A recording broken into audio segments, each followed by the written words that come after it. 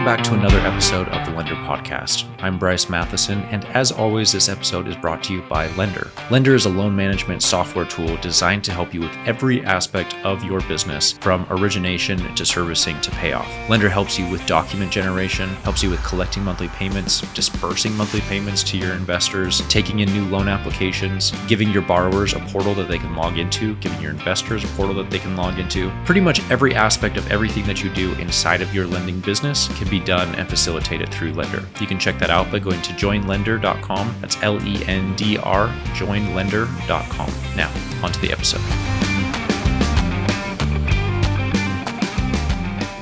We have been cooking over at Lender. Cooking, absolutely cooking. We have been so heads down for probably the last 2 months, cranking out tons of new features, enhancements, and just a bunch of really cool things that I want to go over and talk about that will completely transform the way that you guys do and run your lending company. So there are 20 or so main things that I want to go over, which I know sounds like a lot, but some of them are pretty quick. But like I said, we have been so heads down in the business for just the last few months, working and grinding and building out some of these features that a lot of people have requested and other things they haven't really requested, but I've just wanted to work on and build out my own because I think they would be beneficial. So first and foremost, the one that I think I'm most excited for is automations. And automations is kind of this like amorphous, ambiguous term. If you're like, what exactly does that mean? So let's break it down. Basically, what you can do is now you can set up automations, which are custom workflows or just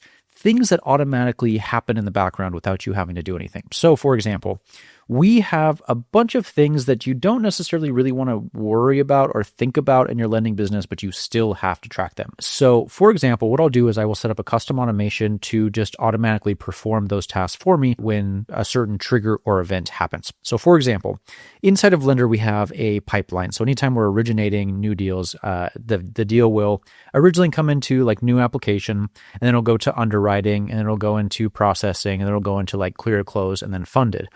Now, each step of the way, you can add certain triggers or customizations or automations, whatever you want to call them, whenever that loan moves from one step in the pipeline to another. So for example, one thing that I always forget to do is I always forget to request the title commitment from the title company. So before, I mean, it's simple, right? Like you send an email, you go and say, okay, here's the, please send me the title commitment for such and such file. And then, a day or two later, they come and they send you that file and you can check it and proceed with your underwriting.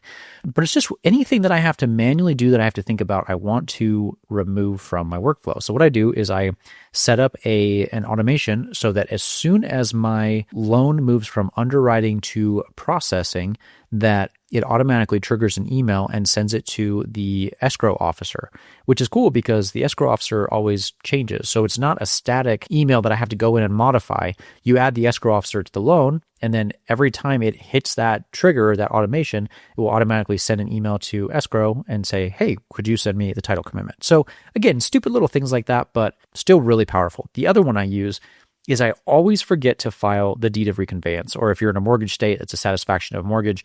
As soon as we have a loan pay off, we get the funds back, you're supposed to go and notarize and send a deed of reconveyance or a satisfaction of mortgage, essentially saying, yes, I got paid off in full, I'm removing my lien, and this property is now free and clear. I always forget to do that. It is such a freaking pain. It's probably my least favorite thing about private lending, but it's just kind of a nature of the game, right? You have to go and have that recorded at the county courthouse. So I added an automation now so that anytime that a loan completes, it creates a task list item for me, scheduled for a week from today that says, hey, go ahead and make sure that you get this notarized and cleared. And if I don't do it, it'll show me a little reminder that says, hey, this task is overdue, and it'll kind of keep pestering me until I check that off. So I think you can see how like powerful these can be. And on top of that, you can do lots of really cool things, like you can set certain conditions. So you can say like, if the loan moves to this status, but the loan amount has a loan amount of $50,000 or higher, and it has a loan amount of $100,000 or less, then run this certain action. And it could be to send an email. It could be to send a text. It could be to create a task. It could be to fire an API webhook if you're, nerdy like me, like send a Slack message. Like you can trigger all of these and you can have multiple. So you could say when this loan goes to this status and it has this tag and the loan amount is this and it has this borrower, then do this, this, and this. And you can have multiple, like send an email, send a text, and add a task list item so I don't forget to do it. So anyway, I'm kind of beating a dead horse right now, but really, really cool, really powerful. There's a lot of like custom logic and things that can go into this, and I think it's going to be really, really slick.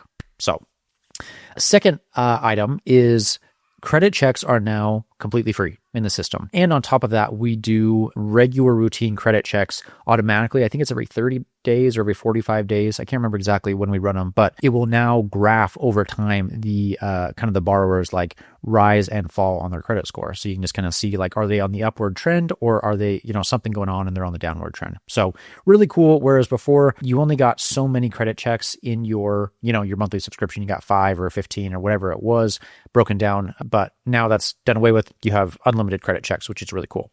Number 3 is we have a new loan officer role. So you can set up different permissions in the system. But in the past, there was really just like an admin role who had full access to everything. And there was a supervisor role, which was like still kind of an admin. They just didn't have access to like all of the nitty gritty like team settings and alerts and all the other like really administrative powerful controls. So now we have a third option for loan officers, which is cool because it's even more restricted. And so what you can do is you can add a team member to your team, and then you can give them the loan officer role, and then you can assign loans to them, and they can only see those specific loans, which is really, really cool. The kind of the rationale behind this is we had one lender who works a lot with like some institutional capital. And so what they wanted was they wanted to segment the different loans that their officers could see. And so if it was a loan that was going to be funded by, institutional capital or it wasn't their own credit, they didn't want those loans kind of muddying up their existing pipeline. So we built this loan officer role so that only those loan officers can go in and see only the deals that they're assigned, not all of the deals in the pipeline. So this may not be beneficial for everyone, but still kind of cool to have regardless. Next thing we added was smarter loan forms. What I mean by this was we now have dynamic fields in your loan application. So say, for example, you set up your loan application and you ask for the property address and the number of bedrooms and bathrooms and lot size and square feet and the year the house was built. And, you have all these like basic information. But let's say, for example, that a borrower is not buying a single family home and they're doing a deal on a piece of raw land. Well, then you don't need all the fields for bedrooms, bathrooms, and the year it was built because that doesn't apply to a vacant piece of dirt. And so now you can have conditional loan fields so those things hide or show based on different conditional like configurations that you set in the loan. So you could do it by property type. You could do it by the loan type. So say you want to show or hide certain fields based on whether it's a purchase or a refinance. Really cool there. So I think you can see the power behind that. This one I'm a little bit embarrassed by because we should have had it a long time ago, but anyway, here it is now. Now you can customize your alerts and notifications. I know that seems like a basic thing, and you're right, it is a basic thing. It was just really, really, really low on the priorities list when we had all these other big features that people were requesting. Now you can like customize the alerts that are turned on or off. So previously, like if you had your controller in your team and they were getting like blasted with emails saying, oh, this borrower uploaded a document or this borrower is in default or late or whatever, like they couldn't really customize those. Now it's 100% customizable. Again, I'm embarrassed, but it's there now. We have some new charts on the dashboard, some new widgets which you can add, which are really cool. So we have one for reserve fund. So like if you collect prepaid interest at closing and then you kind of chip away at that with like your borrower's payments or things like that, that's now available. You can also see trust balances as a metric on the dashboard, and you can also see lien positions at a glance. So most people just do first lien position, but say you have an appetite for second, third, fourth, there's now a graph on there that shows like what of the overall percentage of your portfolio is invested in second, third, or fourth lien positions, which kind of cool. Okay, next thing we added is email logs. This probably sounds like kind of a boring one. It is, but I'll admit it's very handy. Lender does a lot of stuff behind the scenes for you. So say, for example, you're about to collect payments from a borrower. The system will go out and it will automatically email your borrower and say, hey, FYI, you have a payment coming due, or you need to add your bank account, or you need to do this, or whatever. There's just a lot of like alerts that go out so that you don't have to think about things. But it was kind of a black box, and a lot of lenders wanted to like see, I want to see what the borrower is seeing, and understandably so, right? You want to see what alerts and things like that your borrowers or your investors are receiving. So now there's a section under tools where you can go in and you can see every single email that's ever been sent to anybody on your team or a borrower or an investor.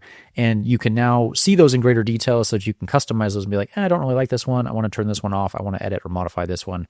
So pretty cool there. Other thing we added is some standard versus condensed view options. So basically, let's say you have 20 borrowers. You can see your list of 20 borrowers, but what happens if you have 400 borrowers? Now this list is just like, it's unwieldy, it's super long. And the problem was that the table was a little bit too wide in the past. So basically now what you could do is there's a standard view, a condensed view. You can shrink all those down so you can see all of your borrowers, even if you have hundreds of them, just in a more condensed view, which is kind of nice. Going along with that, we've broken up borrowers into multiple tabs. So for example, say you have a borrower that you haven't worked with in the last 6 months and they haven't submitted a loan, you haven't really heard anything from them. What the system will automatically do is it's going to move them to a column that says past, and it'll keep your active borrowers just kind of like at the forefront and front of mind. And so any borrowers that you newly create or add to the system, or have submitted a loan in the last 90 days, or have an active loan, are going to show up in that active list. Anybody else is going to move automatically to that past list. And then if they submit a loan or you want to kind of re-up them, you can do that and they'll move back to active. So again, just the whole goal of this is to keep your existing active borrowers just front of mind and present. So here's another one that, again, I'm kind of embarrassed we didn't have this before, but now it is there. You can now import all of your loans with a CSV. Previously, we kind of had to do this little clunky migration, and we've had a lot of people coming over from TMO or Mortgage Automator or some of these other loan softwares. And one of the biggest pain was moving or migrating your existing loans over. Now it's a breeze. We'll give you kind of our pre-formatted template with the different columns that you need to fill out. So it has address and loan amount and rate and all the different information you need. And then you just go into the system, click upload, ingest it, and then all your loans are there in a matter of seconds. So that's pretty slick. We now have the ability to have different interest tranches for investors. So say, for example, you want to pay an investor 9% on $100,000 for this specific date of time. And then the loan goes to the default rate. And so now you want to up them from 9% to 17%. You can do essentially like a split and cut that transaction or that time period in half. And then you can specify different rates, terms, and dates for that specific investor so that they can earn different amounts for different time periods, which we couldn't do before, but that's now really cool. We have a loan ledger. Again, something that we kind of had before, but it was a little weak. It's now been greatly improved and enhanced. And so now you can kind of see the inflow and outflow of any money that you have coming into the loan, just at a better glance, better view. Trust balances. Again, this is something I kind of mentioned with the dashboard metrics, but we didn't really have a good way of tracking like reserves, but this is something we custom built out for one of the lenders using the platform. If you have prepaid interest or you have some kind of a reserve balance, you can now manage all of those and track those inside of Lender, which is pretty slick.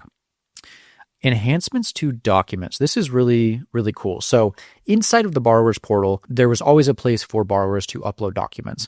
But in the past, like it would just say, okay, upload your purchase agreement, upload some comps, upload your articles of organization, upload this, and this.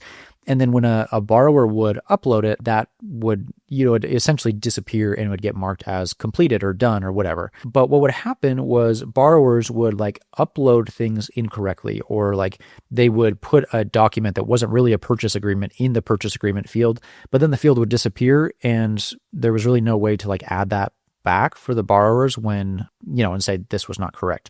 So now what happens is when a borrower uploads a document, it now shows as pending for them. And you as the lender can go in and say this is either approved or rejected. And if you reject it, it will ask for a message that will get sent back to the borrower and it'll explain why it was rejected. So, in this example with the purchase agreement, this is not a purchase agreement. So please re-upload this. And then it would show back up for the borrower as a new item that they need to correct or re-upload. So again, just kind of more control, making the process a little bit more streamlined. I wouldn't necessarily say it was clunky before, but it's now enhanced, and enhanced was better. Okay, we've made some enhancements to the way that we edit document templates. Before, it was kind of annoying because you would have this preview of some text, and then you would have to click on preview and then it would switch over to this other pane, and then you would like look at it and be like, it's not right, and then you have to switch back to this other page. It was just kind of annoying to have to go back and forth and back and forth.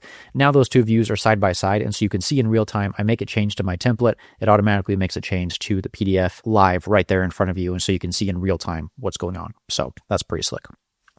Investment listings. This is really, really cool. So we now have a way for you as the lender to post inside of the investor portal and show any active deals that are upcoming that you're looking for funding. And so you can come in and you can put in a whole host of different information. Like you can put in details on the loan. You can put in really anything you want. You can add pictures and documents, whatever. But if you ever have an investor who is looking for additional opportunities or additional deals to fund, now rather than reaching out to you directly, they just log into their investor portal and they can say, I want to invest in this one and this one and this one. And it'll send you an alert, and then you can kind of do the rest behind the scenes. But still really nice that like you can advertise all of your deals and cater to everyone automatically. And there is some enhancements that we're making on this. Right now, that investment opportunities section is only inside of the investor portal, but soon we're going to make it so that you have a shareable link that you can put on your website or just text to somebody or email to somebody, so that even if they're not an investor with you currently, they can see all of your deals that you're actively looking for funding. And then they can, say, hey, I'm interested in investing in this one. And then you can kind of figure all that out behind the scenes. But that is pretty cool. So other thing we added was automated mortgage statements. So borrowers now, if you want to, they can get monthly mortgage statements just automatically added to their borrower portal. So you have that kind of functionality and history there. We did also improve and speed up the ACH payment processing. So this is kind of a big one. Before it would take, granted, we are still like restricted by the ACH network and we can only process as fast as they can process, but we changed a setting that made it so now payments come through 1 day sooner. So not earth-shattering or game-changing, but it's still always nice to get your money sooner. Last thing that's worth mentioning is we have the ability now to customize the pipeline columns. So I talked about how we have a column for new applications, a column for underwriting, a column for processing, and clear to close. But some people don't like those static ones that we just automatically had in the system. They want to add their own, which again, understandably so. So now you can add your own pipelines. You can drag and drop and reorder and customize, and you could have 200 columns if you really want to. I wouldn't want that, but now you can have 6, 7, 8, 9, 10 if you want to. Some people will have columns for different team members. So they'll have one for John and Sarah and Sally.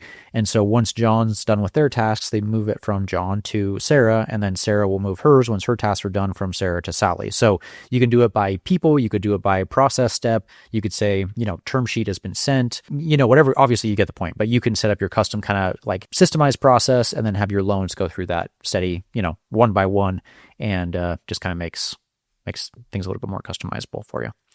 So, like I said, we have been busy. We have been very busy. Those are the top 20 items that I think are really worth mentioning that we've either built out or have improved. Like I said, my personal favorite one is that automations. I think that is super slick and they're so powerful. So many cool things you can do with that. But obviously some of these are also worth mentioning as well because they are pretty slick. So we have got a lot of really cool things on the, kind of on the agenda for Q3, Q4. Namely, we want to, Q3, we're planning on doing some sort of a little bit more enhancements with email communication. So kind of a CRM type functionality where you can email back and forth with borrowers directly through the system and have a log or be able to track kind of those conversations back and forth. So if you have multiple team members in the system, you're not left guessing, what did this guy say to this borrower? And am I restating something that's already been said? Or basically there's just gaps that happen in the communication when you can't see who sent the borrower what information. And so now you can log into the loan file and you can look and see, okay, this email was sent from this person, and you just kind of know where the borrower is every step of the way. So that is coming. It's a bit of a lift, but it is really cool. I think that'll be powerful. Q4, our big task is we want to build a CRM inside of Lender. So in addition to all of the extra functionalities that we're building for obviously managing your active portfolios, we also want to build out a pipeline or a process for kind of cultivating and keeping these leads warm for investors, new investors that you're not currently working with, or new borrowers that you're not currently working with. And then once they either have a deal or they have money for you, you can quickly move them out of your CRM and into Lender as like an active individual, either a borrower or investor, or whatever. So that's a bigger lift, but we have had some requests for it. And that way you'll be able to do, like, again, some more automations, some automated emails, alerts, things like that through the CRM capability. And then hopefully that will make Lender be this cohesive one-stop shop. So you don't have to have, HubSpot or Pipedrive or some of these other CRM tools, which frankly could be kind of expensive as well. And then you're not worried about like using Zapier to tie in all these integrations. It's just everything is housed in one specific spot. So like I said, that's a bigger lift, but it is coming. And I think that'll be really powerful when we do that. So anyway, in conclusion, that is what's going on with Lender. Like I said, we have been cooking. We have been busy, but all of these features are live and ready to go as of today. So check them out and let me know what you think. Okay, chat next week. See ya.